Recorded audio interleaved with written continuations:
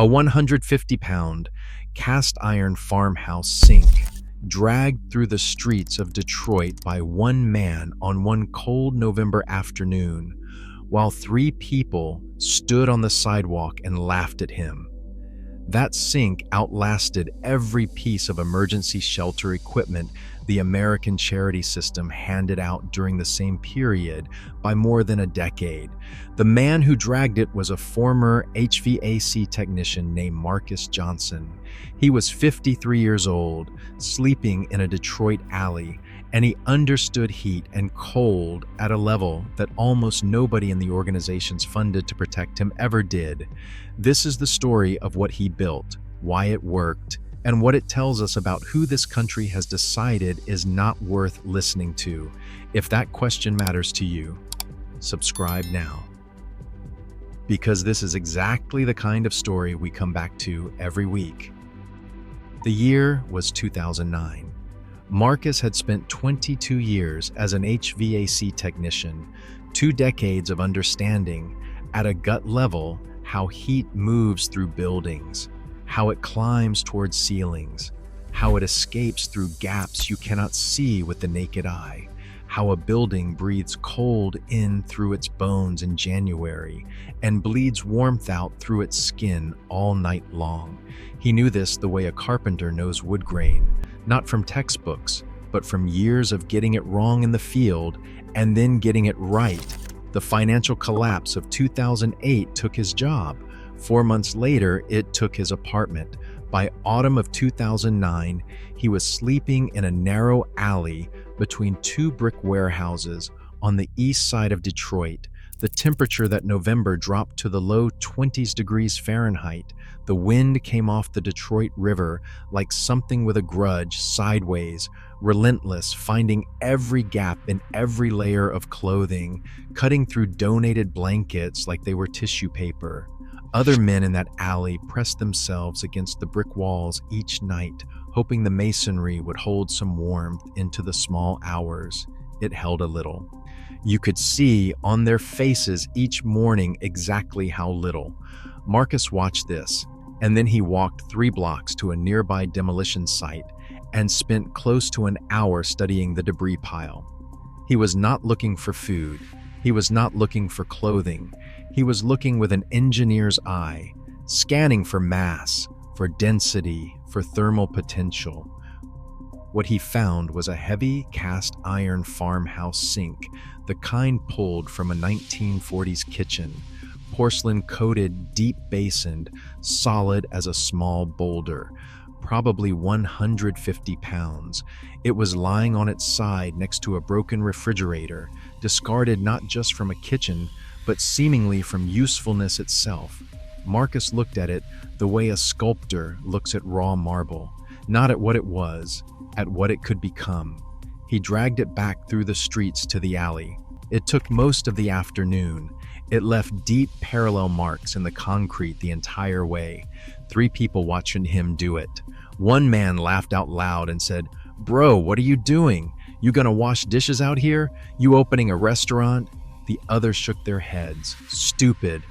Pitiful. Poor man has finally lost his mind. He did not argue.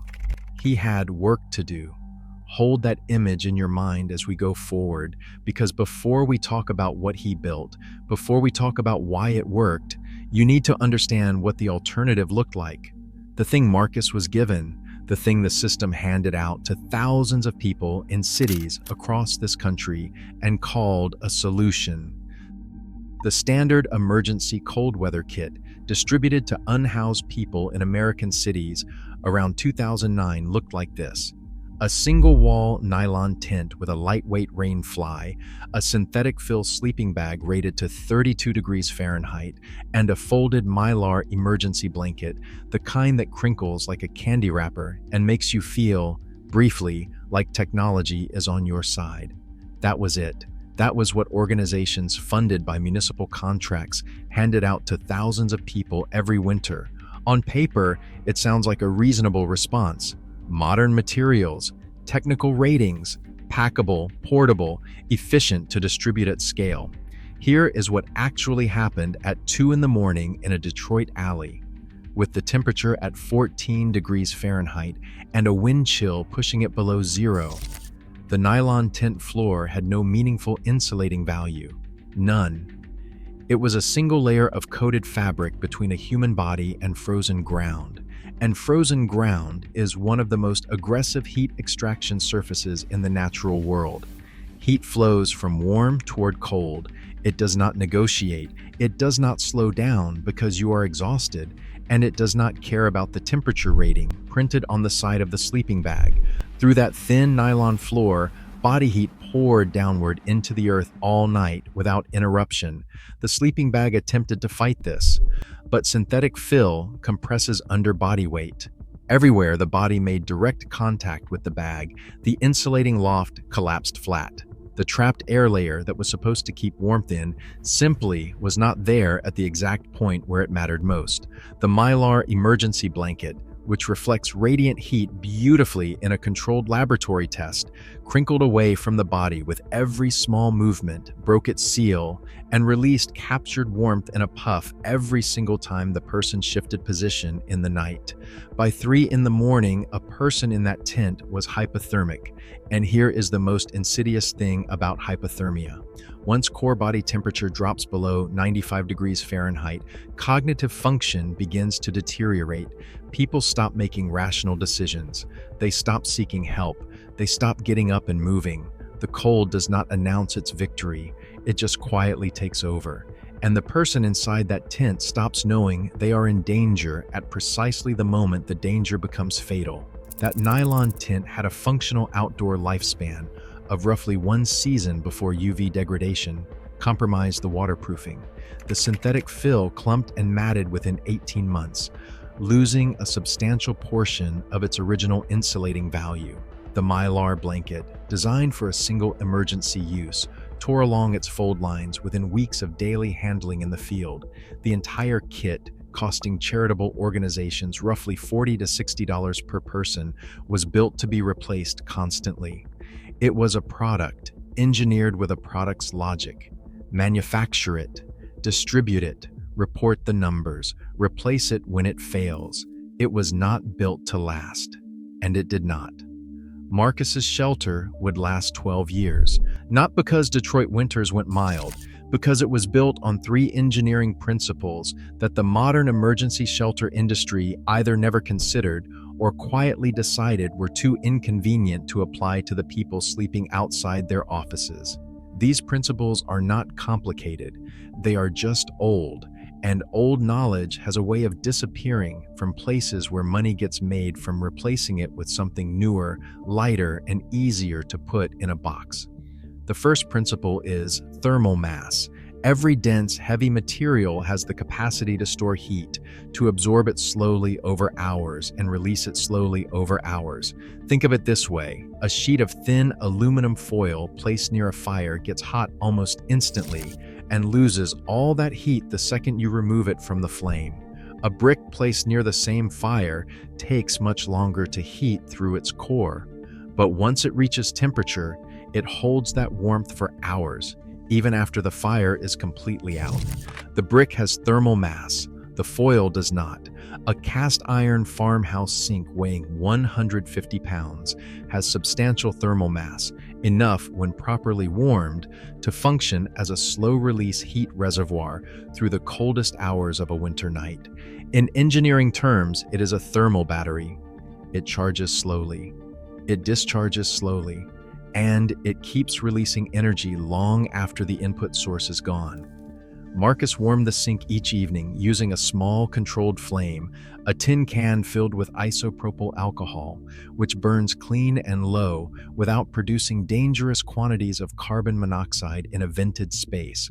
Over roughly 90 minutes each evening, that flame brought the cast iron up to a moderate warmth, not dangerously hot, just warm all the way through, like charging a battery slowly and completely rather than rushing it halfway and watching it die at midnight. Then the flame went out and the iron held. Through midnight, through 2 in the morning, through the coldest point of the night, which in winter typically falls between 3 and 5 a.m., the hours when hypothermia deaths peak, when the donated sleeping bags have long since stopped doing their job, when the people in nylon tents are in the most danger.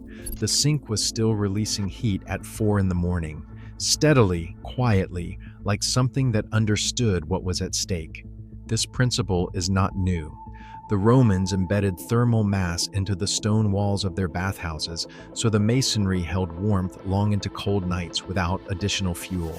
Indigenous peoples across the Arctic have used the thermal properties of compressed snow in igloo construction for thousands of years, achieving interior temperatures 30 to 50 degrees warmer than outside using nothing but metabolic human warmth, because dense walls trap and reflect body heat with remarkable efficiency. Adobe construction across the American Southwest leverages thermal mass so effectively that structures stay cool through brutal summer heat and warm through cold desert nights with zero mechanical assistance. None of this was primitive guesswork. It was precision engineering, refined over generations through direct observation of what worked and what killed people. The modern emergency shelter industry simply decided this knowledge was too heavy and too slow to fit into its distribution model. The second principle was AIR barrier construction. Marcus built 3 walls and a low roof around the sink from double-layered corrugated cardboard with crumpled newspaper packed into the gap between the layers. Corrugated cardboard does not sound impressive, but consider what it actually is. A material engineered with channels of trapped, still air running through its fluted core. Still air is one of the best insulating substances in existence. It is the same principle behind double-pane windows, behind down jackets, and behind every foam panel ever installed in a wall. The material itself matters less than the air it captures and holds motionless. Wind, however, collapses all of that value instantly, which is precisely why the enclosure structure mattered just as much as the materials. No wind reached Marcus inside that shell. Convective heat loss, the mechanism by which moving air strips warm air away from skin and replaces it with cold, was essentially eliminated. His own breath, his own metabolic warmth, they stayed in the space. The enclosure was 4 feet long, 3 feet wide, and 3 feet tall at its peak, not comfortable by any standard you would choose if you had options. But small volume is not a weakness in this context. It is the entire point. Less air volume means less heat required to raise and maintain temperature. His body was the furnace. The structure was the insulation. The third principle was ground separation, and this was the one the entire emergency shelter industry ignored most completely. Marcus found a section of dense closed cell foam carpet underlay in a dumpster behind a flooring warehouse. He cut it to fit the floor of his structure precisely. Ground conduction, the direct transfer of body heat into cold earth through physical contact, is the fastest and most merciless heat loss pathway in outdoor cold weather conditions. The nylon tent floor provided almost no resistance to it. The foam underlay cut it almost entirely. That single element may have been the most consequential part of the entire system. 3 principles, working simultaneously: thermal mass storing and releasing heat through the coldest hours, air barrier walls eliminating convective loss, foam flooring blocking conductive loss into the ground. That integrated system is precisely what the $40 charity kit was missing. Not one of those principles. All 3. Their absence from the standard emergency response was not an oversight. It was the predictable result of optimizing for logistics instead of survival. Now, why did this happen? Because it was not malice. And that is in some ways worse than malice. A 2-pound nylon tent can be manufactured in bulk for a few dollars per unit and shipped anywhere in America within 48 hours. A thermal mass shelter incorporating cast iron, layered cardboard, and foam underlayment weighs over 150 pounds, requires local sourcing, takes knowledge and time to build correctly. and cannot be handed to someone from the back of a van during a cold snap. The modern solution won not because it performed better in the field. It won because it moved faster through the supply chain and looked better on a procurement spreadsheet. The steady rise in American hypothermia deaths began tracking upward precisely as urban homelessness grew in the 1980s, and the lightweight synthetic kit became the standardized response. Wool blankets were replaced by synthetic fill, canvas was replaced by nylon, insulated bedrolls were replaced by mylar. Every step toward lighter and faster to distribute was simultaneously a step away from thermal mass, air barrier integrity, and conductive separation. The equipment got lighter, the body count got heavier. The CDC confirmed over 2,500 hypothermia deaths in the United States in 2023 alone. That number has risen every single year for a decade. The hidden cost, measured in rising mortality year after year, never appeared in the procurement spreadsheet.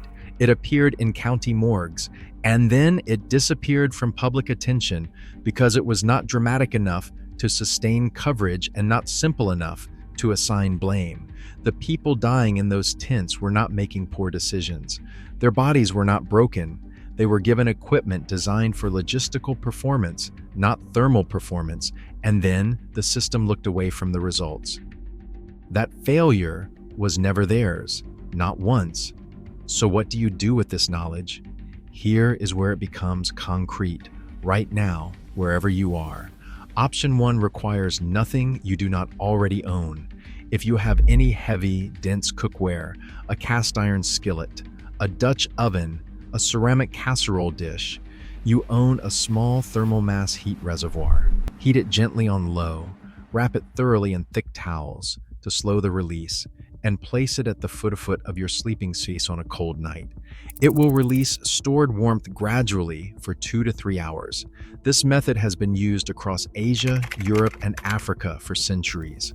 The modern world replaced it with electric blankets and programmable thermostats and forgot why the old version existed until the power goes out, until the bill goes unpaid, until the temperature drops faster than the forecast predicted. Option 2 is for anyone building genuine cold weather resilience. Large corrugated cardboard boxes, broken down and assembled into a low enclosure, no bigger than needed to contain one body, with crumpled paper packed between doubled layers, create shelter with meaningful wind blocking and insulating capacity at essentially zero cost. Keep the internal volume small. That is not a failure of comfort, it is a feature of the thermal system. Add a layer of dense foam, a doubled moving blanket, or dry leaves beneath the body as a ground barrier, and you have addressed all 3 critical heat loss pathways simultaneously. It does not look like what modern society has decided survival technology should look like. That is exactly why it has been ignored, and exactly why it works. Option 3 is the bare minimum. File this somewhere permanent in your memory. If you or anyone near you is ever without adequate shelter in cold weather, get off the ground first, before anything else. Ground conduction drains a human body faster than wind exposure does. Cardboard, a folded tarp, dry leaves, clothing laid flat, anything between a body and a cold ground changes the survival calculation meaningfully and immediately. This single piece of knowledge, applied in time, has saved lives. The fact that it is not the centerpiece of every cold weather public safety campaign in America is its own quiet indictment of a system that would rather distribute a product than teach a principle. Marcus Johnson was not a tragic figure. He deserves to be understood as what he was, a thermal engineer working at the intersection of necessity and physics, applying century-old principles that the modern world had decided were no longer worth explaining to the people who needed them most.